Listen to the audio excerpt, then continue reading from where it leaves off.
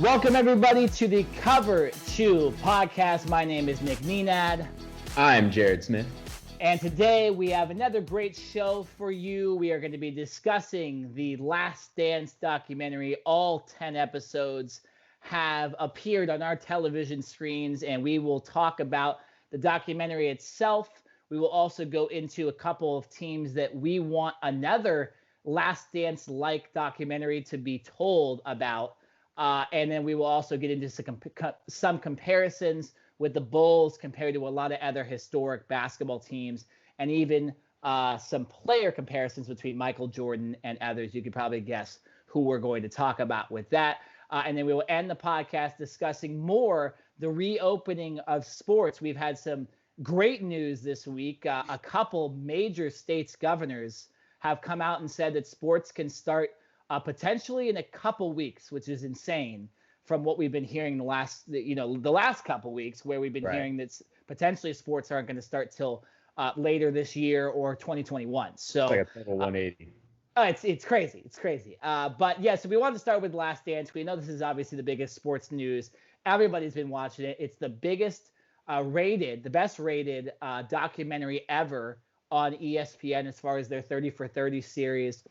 Jared, your first thoughts? We did discuss this a little bit in a couple weeks ago, but like after watching this entire thing, what are you thinking, and how damn good was this thing? Listen, it was better than I had ever expected, and I just keep going back to 1998 or 1997, 1998. Those years, it was so unprecedented to see that type of full-on access that camera crews had for teams. You see that now with HBO that does Hard Knocks, right, for an NFL training camp, and you see Amazon has their own series with an NFL team every single year, right? And it's more common nowadays, but to see that back then, and for whoever came up with that idea to have that vision, I thank them personally, because obviously you and I, we were born in the 90s, but we never really grew up in the Michael Jordan era. We grew up more in the Kobe Bryant era. Mm-hmm. So to see not only the footage that we have never seen before, but to see the interviews from former players and opponents and coaches and reporters and everyone that was involved around that time, right? It was like truly amazing. I came out of that basically thinking, I have like more of an appreciation for Michael Jordan than I did before. And I think he even more so solidified his basis as the GOAT, right? I already thought that he was the GOAT. And even though I'm the biggest Kobe Bryant fan there is, I think it's still Michael Jordan number one and then Kobe number two. I think Michael Jordan even separated himself even more after this documentary. So I'm just sad it's over. I wish there was 10 more episodes, because I guarantee that they could have come up with more footage and more interviews. So it was great, and I'm just I'm happy that they were able to do this and bring it out early. Because let's remember, this whole series wasn't supposed to come out until June, but because of this pandemic, ESPN obviously has decided to push it up to give us something to look forward to. Yeah, no, it was amazing that they ended up showing it for the last 5 weeks here, because we needed something. We do have a sprinkling of sports returning. We did have the UFC return for 3 shows. But this is almost, it's different. Everybody gets excited when we have these giant documentaries come out. A lot of people were excited about the O.J. Simpson documentary a couple years ago that came out. That was highly rated. It was obviously, a huge story in sports and in public persona. This is a lot like that, where Michael Jordan was larger than life, right? And in the 90s, where you didn't have social media, you only knew about Michael Jordan really on the court. So this guy was just a rock star. It's a little different now, where you kind of see people's normal lives and you see a lot of different players' perspectives on things. But yeah, I mean, back to the documentary, for someone that really didn't know anything about the Bulls and the intricacies of what went on during those championship years, it was just amazing for me. And now I know a part of sports history that I didn't know about, so detailed. I'm just excited because now I can almost properly debate Michael Jordan versus LeBron, or Michael Jordan versus Kobe or Magic Johnson, whoever you want to do. I have the facts and basis, and having seen what he did and his own comments about how he won those games. It's truly amazing. Now, Jared, there was a question before this documentary by Michael himself, or not a question, but a statement saying that he would be unlikable after this documentary. Yeah. Is that what happened with you, or are you the exact opposite? I feel the exact opposite. I don't know why he came out and said that. And, he did come out in an interview, obviously, after this documentary was produced, where he said that every time someone calls him the GOAT, he still like cringes a little bit. Like he still doesn't fully, I don't know if accept is the right word, but he still, it's not like he just gloats about it. Like, oh yeah, I'm the GOAT, I'm the greatest ever, right? He still kind of takes a backseat to it in a sense. But no, I'm like, come on, how can you not say that he's the GOAT after watching this documentary? And listen, for a guy that, was portrayed as the greatest ever in this documentary, yeah, he's tough on his teammates, right? And that's only because he wants the best out of every single person, because he knows what he puts into this game, right? He knows that not everyone is going to have the skill set as him, but everyone damn well better practice as hard as they can, right? And study film and be in the gym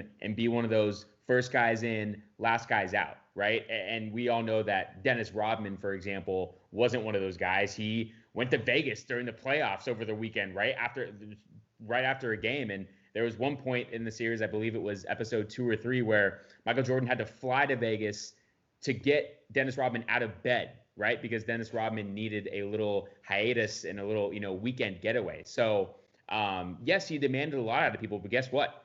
He won 6 championships, right? 2 different three-peats. So I think you, as a former player, you have to respect his passion for the game, right? Because it now maybe a little bit of it was personal, but at the end of the day, all Michael Jordan wanted to do was win. And as an athlete, Nick, you used to play sports. I used to play sports.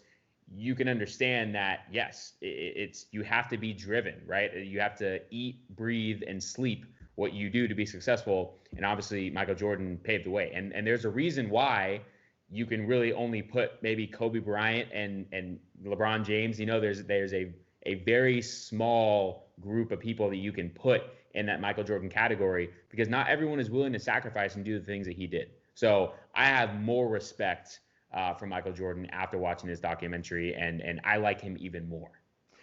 I completely agree. And again, I didn't have really any exposure either to Michael Jordan and how he was perceived by people. And I always thought Michael was kind of cocky because of the way we heard, he was so competitive. He would want to beat people and everything. But after watching it, I understood why he wanted to. He just wanted to outwork everybody. It wasn't like there was a bit of like obviously ridiculous competitions he'd create, but it was just he wanted to work hard and kind of show his teammates and show other people how it was to win a championship. And there's nothing more that this documentary did than show me that Michael Jordan, if he wanted to win a championship and was able to that year, he pretty much did. Really after that, the whole Pistons thing where they were beating him up, and obviously that was kind of a ridiculous time in the NBA where people are getting clotheslined, and it's almost like professional wrestling out there, right? Like it's like that once Michael just was like, no, I'm going to get bigger, and I'm also going to do the same things. I'm still going to score 50, 40, 60 points in a game. I'm just going to be bigger, and I'm going to be able to take the punishment. He really wasn't stopped at all. Besides the couple of years where he was dealing with baseball and he was coming back from baseball, he never lost. They barely even lost regular season games. It was crazy. It really is just amazing how hard of a worker and how inspirational Michael Jordan comes after this, instead of him being an ass or whatever people want to call him. It's very similar to Kobe, right? And Kobe, not only was he inspirational on the field, but he was inspirational in how hard he worked off the court after his career was over, winning an Oscar. His multiple, not his endorsements, but his involvement in like Body Armor and other companies that he had. You saw that Michael's done that too, obviously with Jordan and becoming a billionaire. It really is ridiculous. the level of how hard specifically those two guys work, but even Michael Jordan. This was interesting, Jared, and I took a lot away from this. It is interesting that Jordan said he didn't like being called the GOAT. Kobe admitted, I'm not the GOAT. I learned it all from Jordan.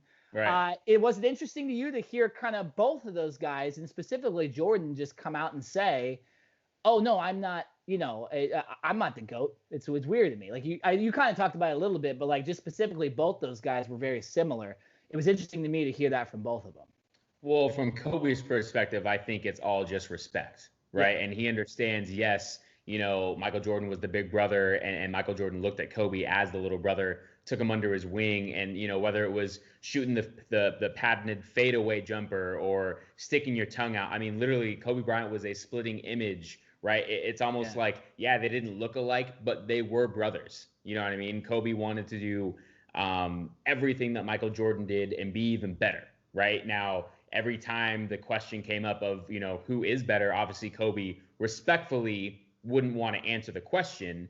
But listen, in reality, everyone knows it's no secret. Michael Jordan is the GOAT, and we got to see a lot of the reasons why from this documentary. But I kind of wanted to flip the script a little bit, right? Because since this documentary has ended, we have also now heard from former teammates, and I'm not even talking about in the documentary. I'm talking about who have been interviewed post documentary, right? And wanted to get more information out of them about how they thought this documentary played out. And one player, former teammate in specific, was Horace Grant, who won the first round of 3 championships with the Bulls before he left and signed with the Orlando Magic.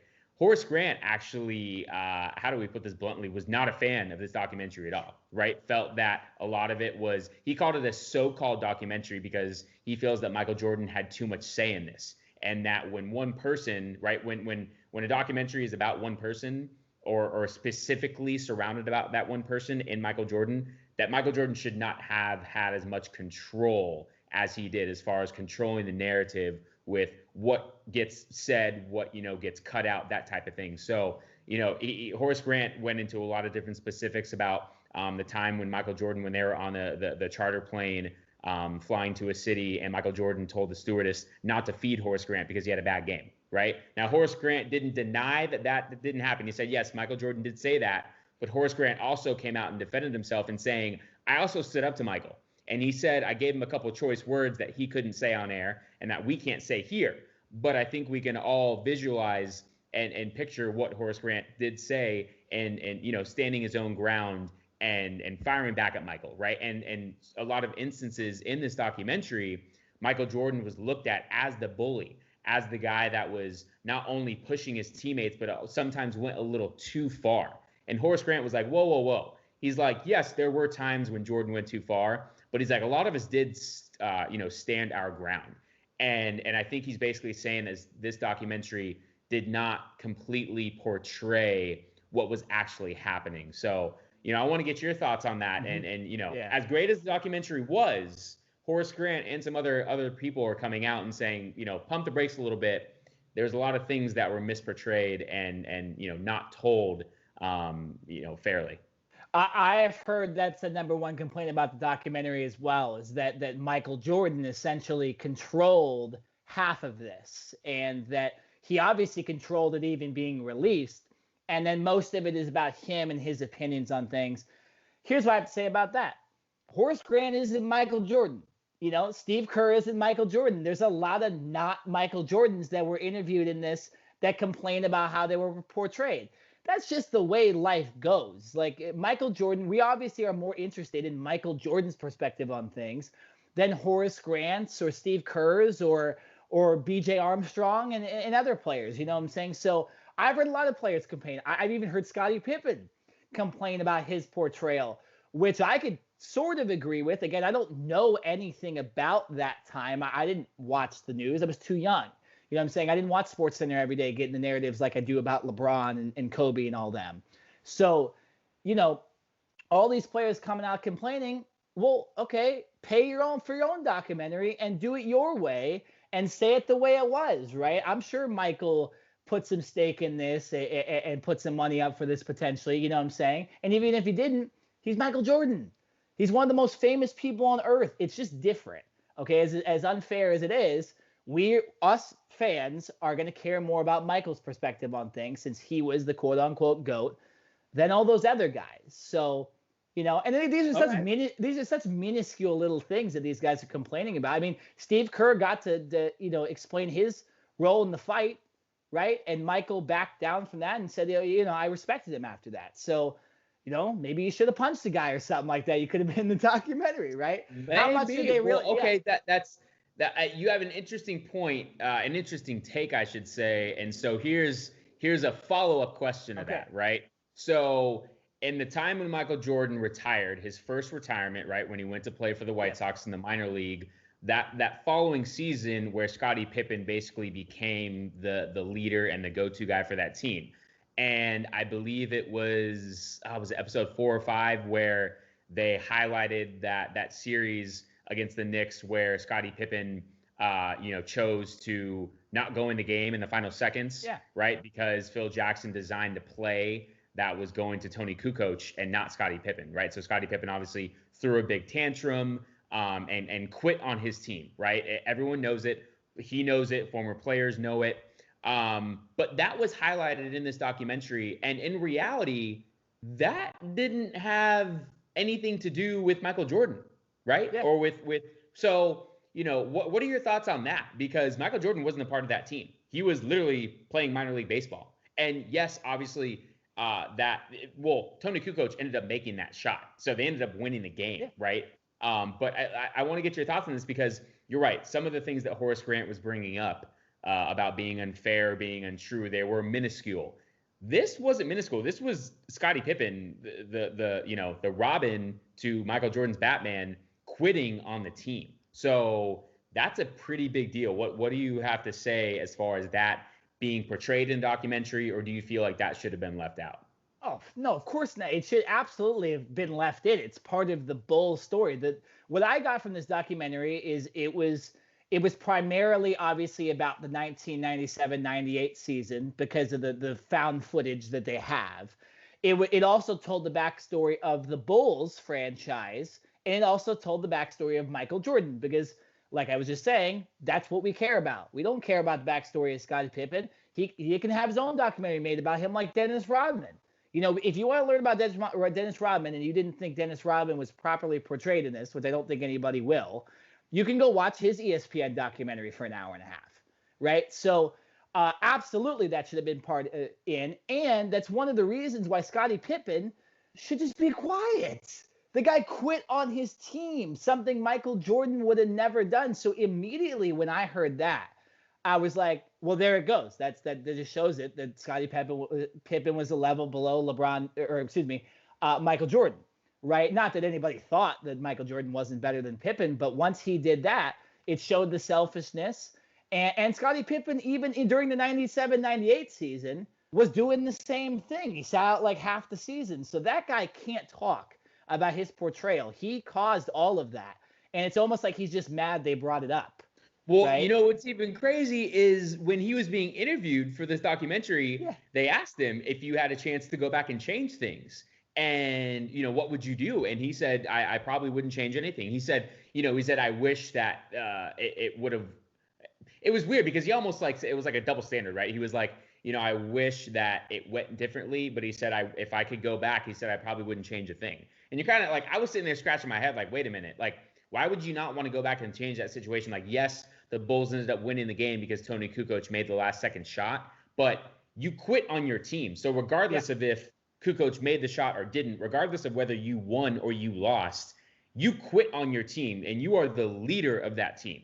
No Michael Jordan there. You are the guy, right? You're the go-to guy, whether you want to say that you were or not. Everyone looked up to Scottie Pippen at that point in time for the Chicago Bulls, and he quit on the team. So that I was taken aback by the fact that he said, I wouldn't go back and change anything. That's almost like, whoa, man, like everyone makes mistakes, right? And if you have an opportunity to go back and change those 99.9% of the time, you're going to do it. And Dennis Rodman is apparently that that very small percentage that was choosing not to. So I found that very interesting that about Scottie Pippen in that sense. Yeah, I mean, both Scottie Pippen and Horace Grant, I don't want to tear the guys' characters apart and tear away their careers, but to be honest, if you look at just the history, without Michael Jordan, those guys never did anything realistically in terms of Hold on. Okay.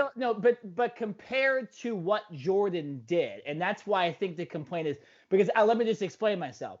The 1 year that Jordan wasn't there, they were not able to win a championship, right? They were able to get close. Horace Grant and Scottie Pippen being the 1 and 2, they weren't able to win. Yes, Horace Grant did end up beating Jordan as the number 3 on the Magic, but that was the year where Jordan was coming off baseball and it wasn't peak Jordan. The next year, he got swept, right? And after Pippen was released by the Bulls, like many others after the '98 season, he wasn't able to win a championship either. You know what I'm saying? So, and there was many times he lost to the Lakers and a lot of other things. So, again, I think it's a little bit of those guys being bitter that they were never really able to get out of Jordan's shadow. And that's at least I think where it's coming from. But I think we can rest our case on those two. And those two should just calm it down. Like I said, make your own documentaries if you're so mad about it. But we'll be a little less interested in that than The Last Dance for sure. Well, you brought up a good transition, and I don't know if you did it purposely or if you recognize that you did.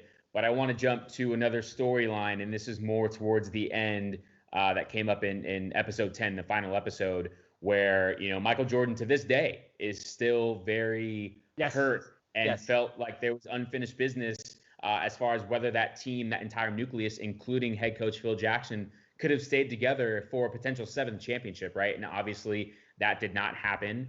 Phil Jackson was not, he did not come back as the coach, and that team was basically split apart. So, in your opinion, Nick, if that Bulls team would have stayed together, from what you have seen watching that documentary, do you feel that they would have won the championship and won 4 consecutive? That's a really hard question to answer because it sure looked like, based on the documentary, that was it.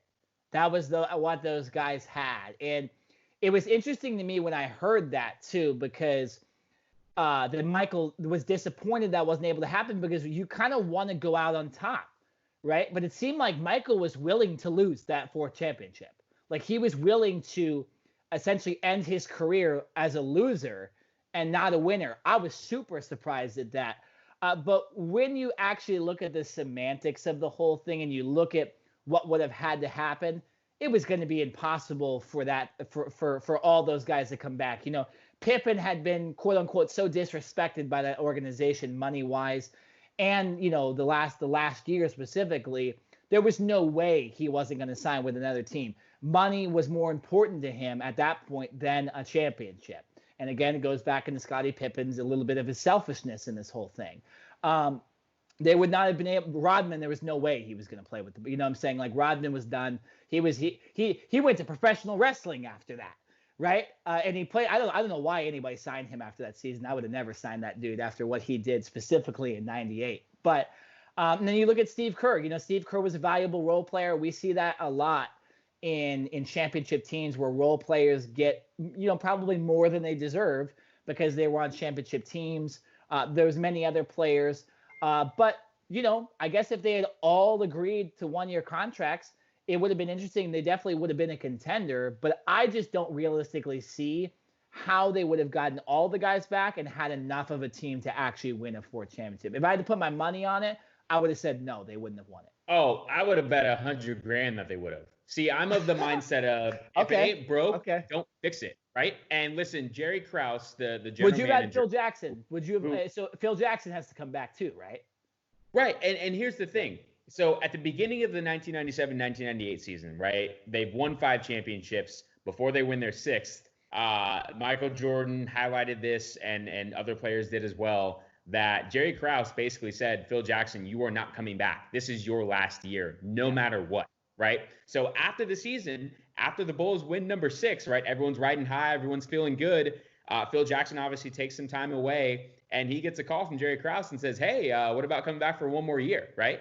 And if you're Phil Jackson, you have to be like, I'm sure he contemplated it, but after what they had already told him at the beginning of the year, basically saying no matter what, you are not coming back, and then to retract that statement, it's almost like, how can you come back? Because how can you play for an organization that is so wishy-washy, for a lack of a better term, right? It's like 1 minute they don't want you, but then the next minute, oh, you won, let's just kind of, wipe our hands off and start fresh again. So I feel like Phil Jackson and Scottie Pippen, to your point about how undervalued and underpaid he was, I think those two people would have been it would have been the hardest to bring them back. But listen, Michael Jordan, you've got Steve Kerr, you've got Dennis Rodman. I think Michael Jordan could have persuaded Phil Jackson and Scottie Pippen to come back and say, hey, let's go win it. Because like I said, if it's not broke, don't fix it, right? You go for 4, and if you lose 4, you know what? We went and tried. And I think the thing for Michael Jordan is like the fact that we didn't get the opportunity, right? Yeah. Yes, the players were a little bit older in age, but they were still balling, right?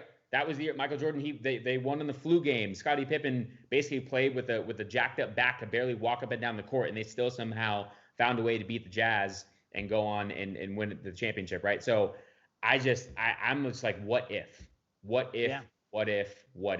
It's not like it was the last year and all those guys were retiring and they were all on 1-year contracts. It was kind of just like the team was broken up more or less because the general manager, Jerry Krause, wanted more control and wanted more of an input and wanted his stamp really on this team. I'm sorry, man. Listen, you need to just sit back and take what you get. When you have Michael Jordan, the best player in all of the league, right, and the entire league forever, right, probably arguably the best athlete of all time. You've got Phil Jackson, one of the greatest, if not the greatest, NBA coaches of all time, and the other nucleus, Scottie Pippen, all those players on that team, Dennis Rodman. The general manager is not going to get that much credit, right? And I'm sorry, but if you're winning championships, why do you have to be so, like, why does it have to be such a big thing? You're winning. You're making millions of dollars. Yes, here's the thing. I think Jerry Krause cared too much about what the outsiders thought, right? About what the fans thought, what the media personnel thought. At the end of the day, as long as the people in that locker room, in that organization knew what you meant and what you brought to the table, why does it care what anyone else thinks? Right? Dude, yeah, I mean, it's, of course, I've always disagreed with like going with the public perception, because that's not how you win. You win by your play on the court. Nobody cares. Like, I don't even know where Jerry's coming from this. And I'm not going to knock the guy, because unfortunately he passed away in 2017. So I'm not going to, I'm not going to knock the guy at all.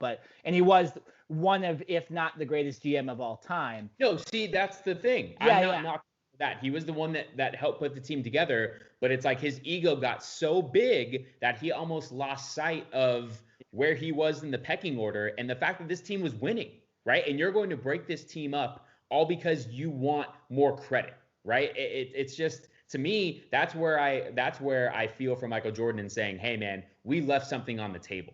We could have won number 7, and that's where I would have a hard time, especially if I was Michael. Well, okay, so correct me if I'm wrong. Has there been any team besides the Celtics way back in the day that actually did win 4 in a row? How many did the Celtics win in a row at one point? I don't know off the top of my head. I'd have to look that up. Obviously, I know that the Lakers won 3 in a row in the early 2000s. They went to a 4th NBA Finals and lost to the Pistons. But off the top of my head, I believe it's only the Celtics, and I don't know how many. But yeah, see, that's another thing too, is there was always something that motivated Michael. It was like, okay, let's win 3 in a row. Let's come back. Let's win 3 in a row again. Let's be the first team. Let's be the second team to ever win 4 in a row, right? They left something on the table right there. Yeah, here, I'm checking it out right now. Let's see, 1, 2, 3. Okay, so they won a lot. That Celtics team, let's see, 1, 2, 3, 4, 5, 6, 7 in a row.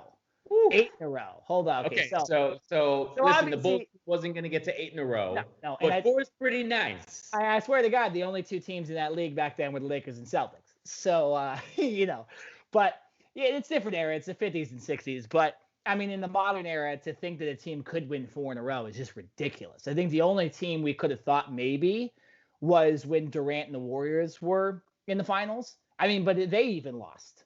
right? Like the Warriors team still lost to kind of an undermanned Cavaliers team one year. So it really was truly amazing, and it would have been fun, obviously, to see a fourth for anybody that was watching back then, because that would have been so unprecedented, and it would have improved on their original three-peat, right? Like it would have been that one more step to say, not only did I win 7, but I actually got better than the original team.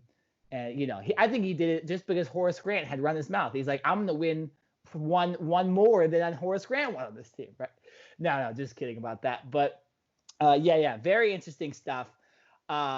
So let's go about this. I just mentioned the Warriors and how dominant they were for those couple years, not those couple years, those multiple years where they were winning championships and in the finals and all that stuff. There is the Lakers of the early 2000s, winning 3 in a row. Jared, is there any way to compare these teams properly, or do we just look at it because here's how I see it. I'll just tell you how I see it. I think the closest you could do is the Lakers, because they essentially were led by 2 guys instead of 3, right? And so for 3 guys to win, or excuse me, for 2 guys essentially to win 3 championships in a row and dominate the league, you could say almost that's more impressive than Pippen, Jordan, and Rodman, right? And they had a lot of other players too. And with the Warriors, I see it as they stacked their team so unfairly that it's almost, you can't put them in there, because if the Bulls would have added Charles Barkley or the Glove or anybody, or Patrick Ewing, of course they'd they'd win the championship and they would have won it fairly easily. So how do you see it, and how do you see where how I'm talking about? How close am I on that? So what I'm saying is the Bulls are the best team ever. That's what I'm saying. The Jordan, Pippen, Rodman trio is the best team to ever play. Yeah, that's tough to say. The comparison with the early 2000s Lakers, right, 2000 to 2004, to me would be the closest just in our generation, because it's also the closest when it comes to years with that 98 Bulls team, right? There's not many years apart.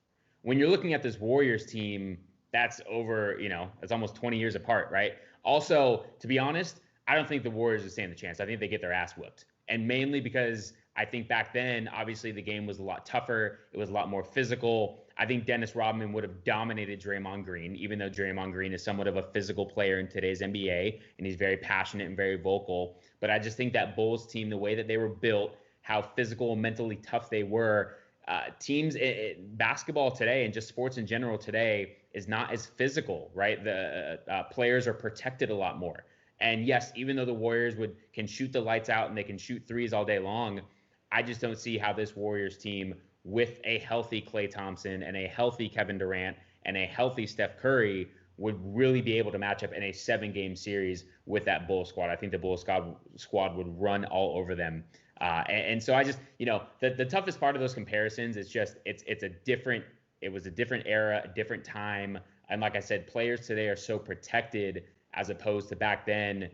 You breathe on a guy wrong and you're going to get a foul. Yep. And if you have real bad breath, you're probably going to get a technical foul. You know what I mean? So you just, it's too tough to compare these teams. So I'm not even going to do it. And I agree. For my money, that Bulls team is, definitely one of the greatest ever, and no team today can compare. Yeah, it would have definitely been an interesting matchup, because and I think the biggest thing with the Warriors and Bulls, like you're saying, is the fact that it was so physical. I don't think Steph has any chance, because anytime it's been physical with Steph, he's kind of, turned into a more average player during the game rather than a superstar, right? And he just kind of launches threes. Klay Thompson, right? He's more of that Steve Kerr type, a way better Steve Kerr. Kevin Durant would have been the biggest matchup problem, obviously, and then Draymond, Rodman kind of, at least even each other out. So you look at it that way. I think, yeah.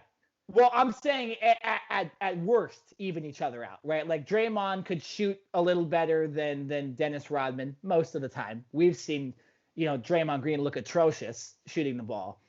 But I think when you look at it, I think you just have to look at the physicality, and that's where you have to go with the Bulls. The Lakers one, though, is interesting because I don't think the Bulls realistically would have been able to stop Shaq. And it really would have been the matchup with Kobe and the others that would have won the Bulls games. If I had to bet, I'm going with the Bulls just because Michael Jordan, I think, could have stopped Kobe just like he stopped everybody else, right?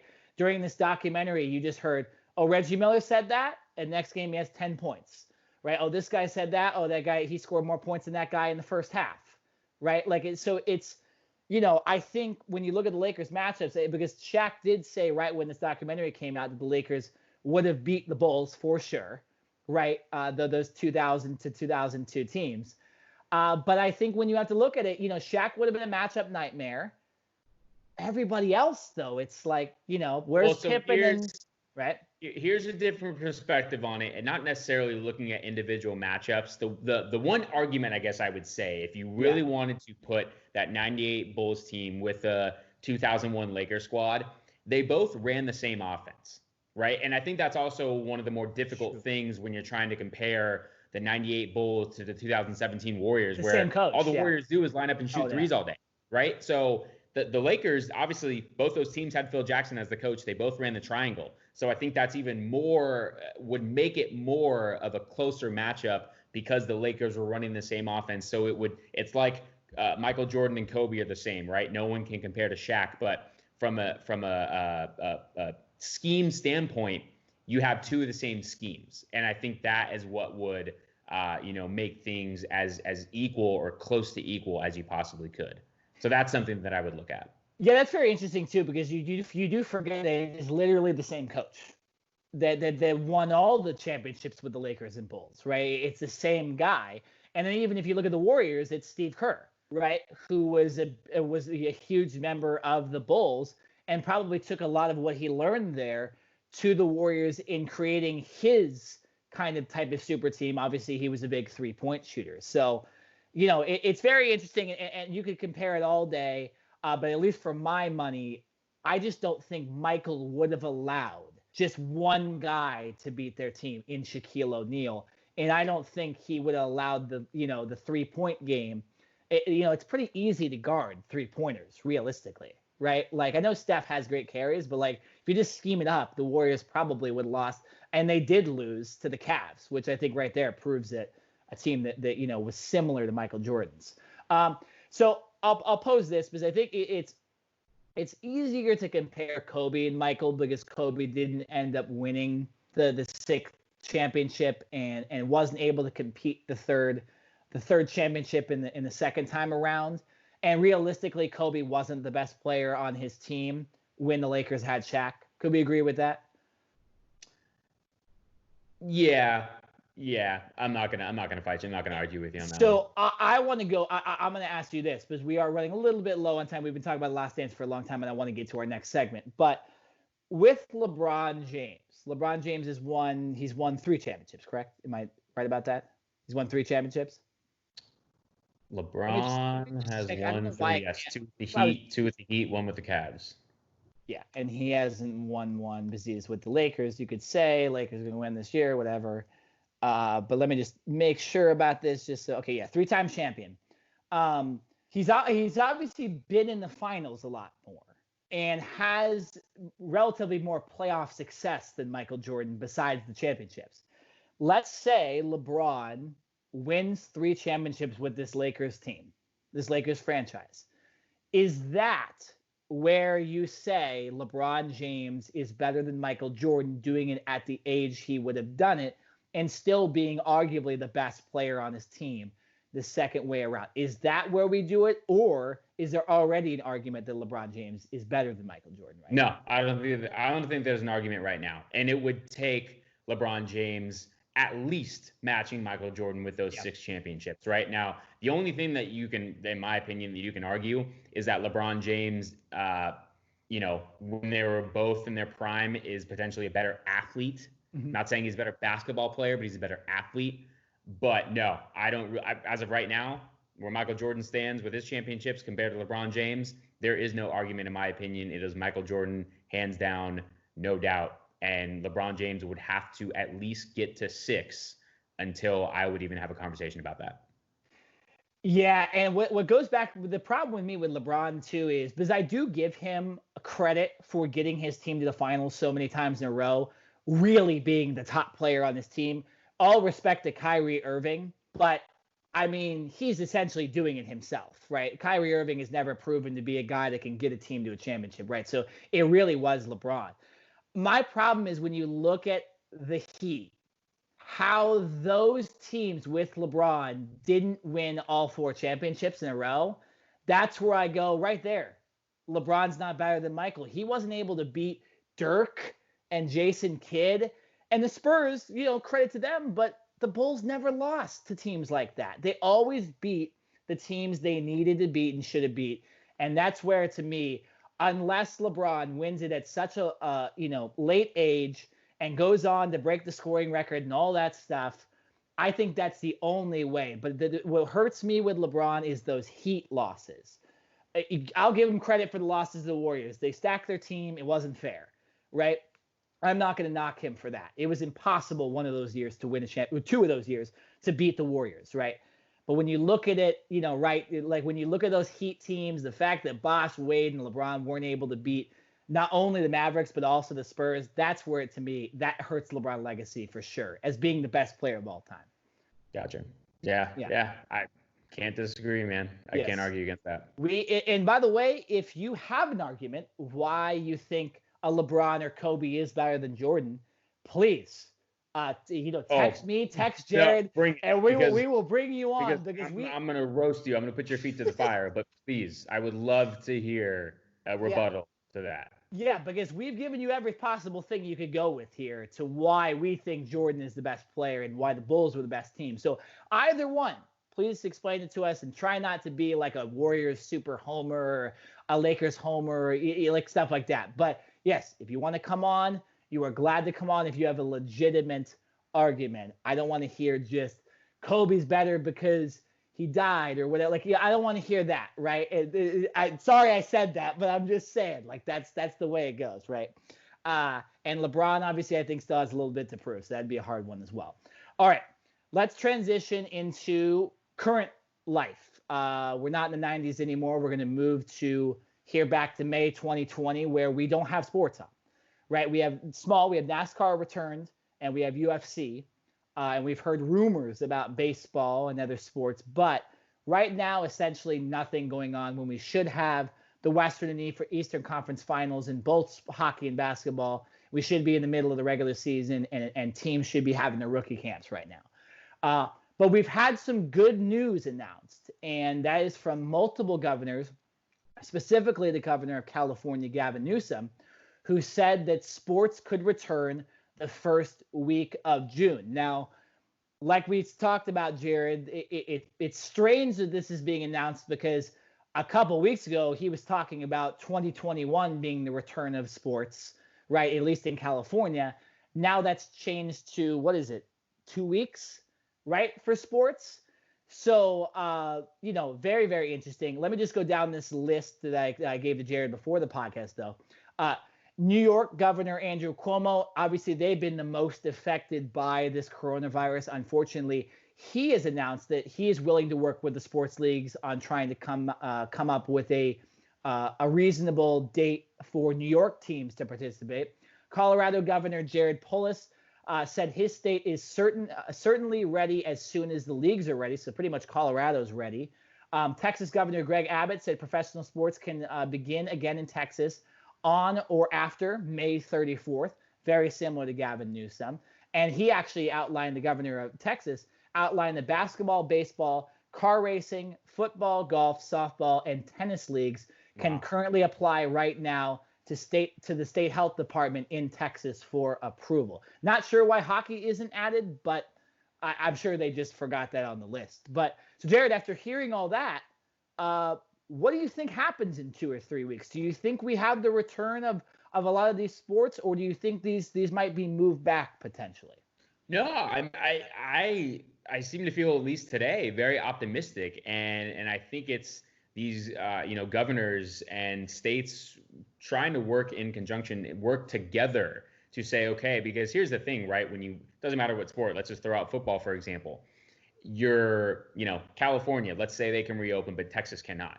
Yeah. Well, you have the Rams and the Chargers, right, who now are at an advantage because their players get to go back to the facilities and weight train and be with their coaches and study film and do all that, while the Cowboys and the Houston Texans Yep. are not able to do any of that. They have to continue all of their dialogue virtually. So there's a disadvantage there. And I think these leagues are coming together and working with governors to say, okay, we want to try to make this as fair as possible. And when we can bring one team back, we can bring all of our teams back, right?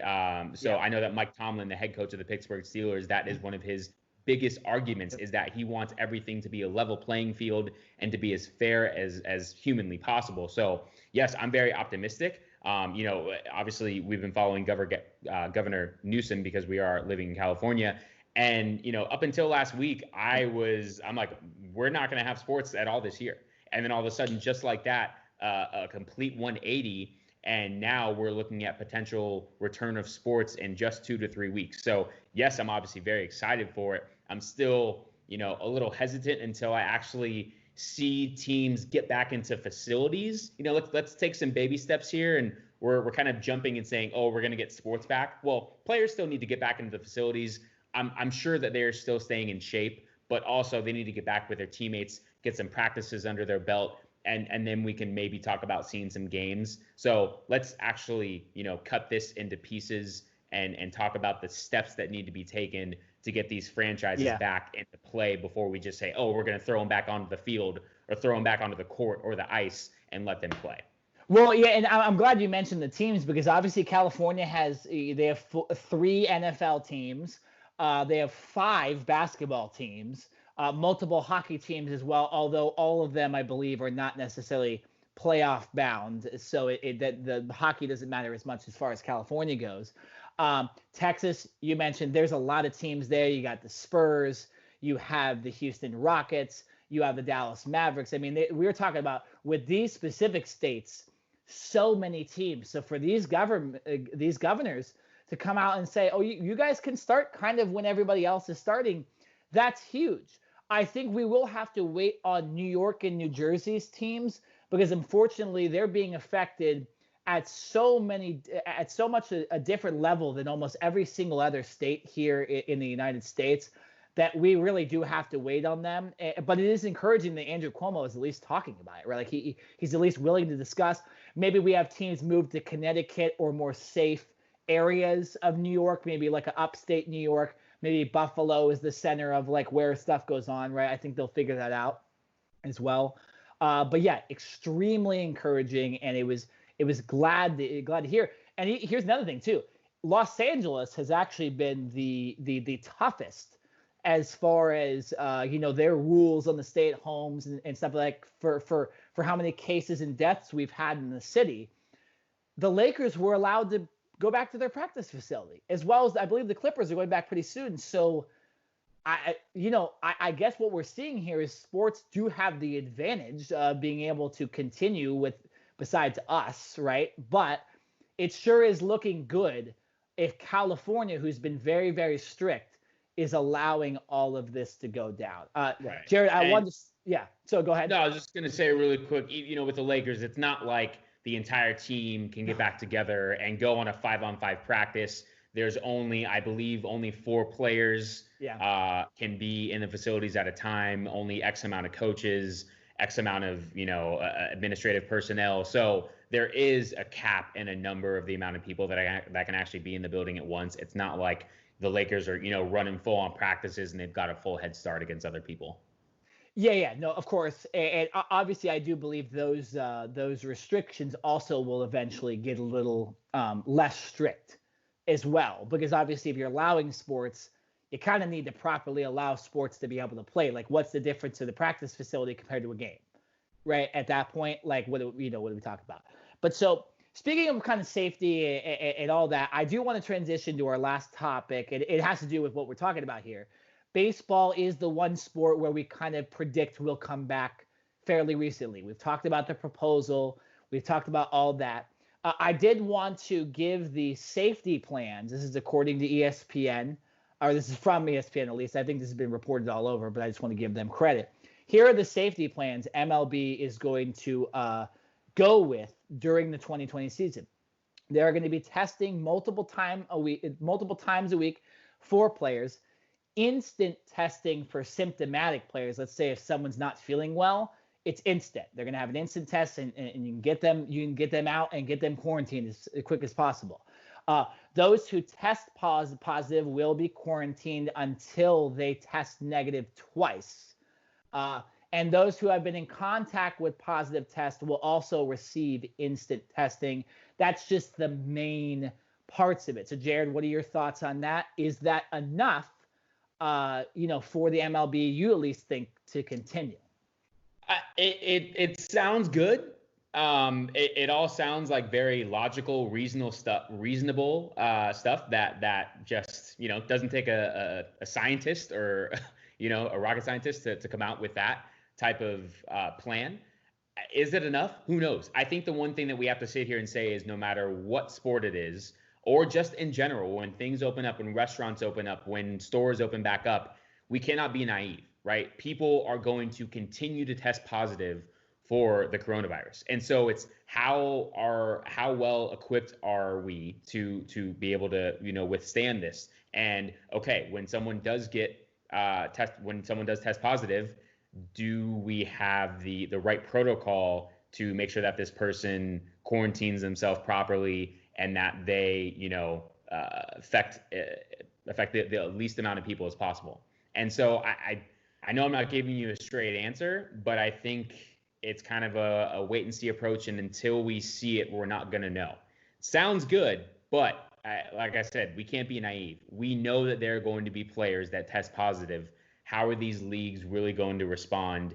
And is it going to be one player test positive and then that player was basically around the rest of their teammates and the entire team test positive? Or, only maybe 2 or 3 players test positive and they quarantine themselves? So until we actually start to see teams get back into the building, and then we will have a better answer. So, I don't like giving those wishy-washy types. I like to be one side or the other, but really I'm throwing my hands up right now because I just don't know. I'm excited and I'm happy and I'm hoping that Major League Baseball can kind of be the guinea pigs in all this and go to spring training and have a game plan that maybe the NFL and the NBA can piggyback off of, right? And hopefully follow those guidelines.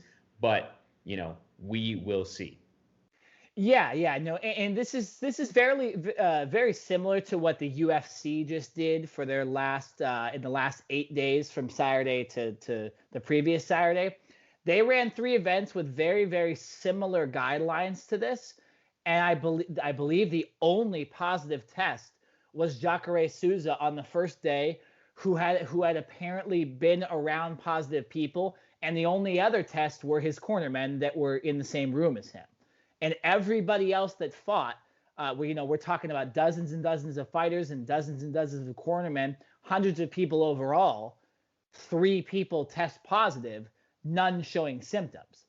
So I think the UFC also has given some guidelines to the MLB, and really you should just follow that as best as possible, because if your players do, respect the stay-at-home orders and all that stuff, and respect that they need to wear masks and gloves and stuff like that, you shouldn't really have too many positive tests overall during a season. You can guarantee there will be a couple of them, right? It doesn't necessarily mean you can't play the sports anymore. Not at all. I get how that could come across as, naive or insensitive, but we've seen it before, and we've seen that there are a lot of people that don't feel the symptoms and aren't really truly affected by this. So, it will be very, very interesting. Now, the last thing I want to tell you is, so obviously we talked about the MLB. In the middle of this, there's kind of a labor dispute, right? And there's the biggest thing about this has been the pay cuts, and pretty much money has been at the forefront. A lot of people have had opinions on this. I've seen Stephen A. Smith go nuts about this before. So, Jared, I wanted to talk to you about this. Have you heard Blake Snell? Blake Snell's comments about playing during the coronavirus, playing during this time. Have you heard this yet? I have, but whether it's off the top of your head, I have a quote for you. If you can just reiterate those comments so that people can have a better understanding of what they are. So I'm reading an article here, and here are some of his comments, the gist of his comments. And this is him speaking, so if it's kind of grammatically incorrect, forgive me. He's saying, y'all got to understand, man, for me to take a pay cut is not happening because the risk is through the roof. It's a shorter season, less pay. I got to get my money. I'm not playing unless I get mine, okay? And that's just the way it is for me. Like, I'm sorry you guys think differently, but the risk is way the hell higher, and the amount of money I'm making is way lower. Why would I think about doing that? Like, I'm sorry. Those were his quotes about this. And Bryce Harper and Nolan Arenado, who make over $300 million and make over $30 million a year, or at least over $25 million a year, agreed with him. So, Jared, a lot of people have talked about this. What are your comments about that? Hearing the exact quote from him. And let me give you the money. He did sign, I believe it was a 7-year, $50-something million contract as a very young player to get him into free agency. Yeah, it's very interesting that the players that have come out so far and voiced their opinions, very strong opinions, have been the players who are multi-millionaires. And obviously you mentioned Bryce Harper signed that over $300 million contract with the Phillies, and Blake Snell makes over $50 million, right? Those guys are set. So here's a question that I have for these players who are, unwilling to play without making their full amount of salary. Do you think that the coronavirus cares whether you make 10 grand or 10 million in a year? Right? Like, here's the thing. Yes, I understand that you want to take full advantage and make as much money as you can for a season. Duh, no doubt, right? Every one of us will be in that same position. But here's the thing. If you get the coronavirus, right? Let's say that Major League Baseball does come back, spring training starts, we get into the regular season, and Blake Snell tests positive for the coronavirus. Do you think it's going to matter whether he makes half of his salary or his full salary? Like, that's going to help him or prevent him from getting the coronavirus, or it's going to help him, get better from the coronavirus? It's really not. So I don't like the fact that it's only the upper echelon players as far from a salary standpoint that are coming out and talking about this, because really the minor league players and the guys in the majors who don't make millions, right? Because there are players that don't, even though Major League Baseball is one of the higher paid sports leagues. There are players that, probably make $500,000, which obviously is still a lot of money, but compared to someone who makes $30 million in a year, that is a huge difference. And I would like to hear from the lower end salary players and to see what their opinion is, and take a full calculated assessment as opposed to just from the guys on top. So I think it was a little naive and a little dumb for Blake Snell to come out and say that, and even more dumb for Bryce Harper to jump on that bandwagon. I think they needed to keep their mouths shut and let the Players Association do their job and try to come to a solution with Major League Baseball. Yeah, no, I agree with that too. The Players Association is talking about this, right? And one player's opinion shouldn't mean anything compared to the hundreds and thousands of MLB and minor league players that play this game.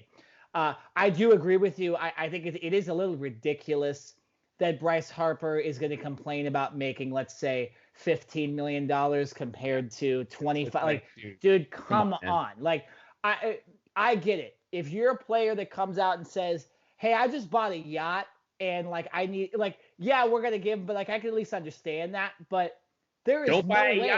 Yeah, there's no way that these guys are being affected the same as most people. I mean, we have over 30 million people unemployed. It's just ridiculous for these guys that are employed and will get paid to come out and say these things.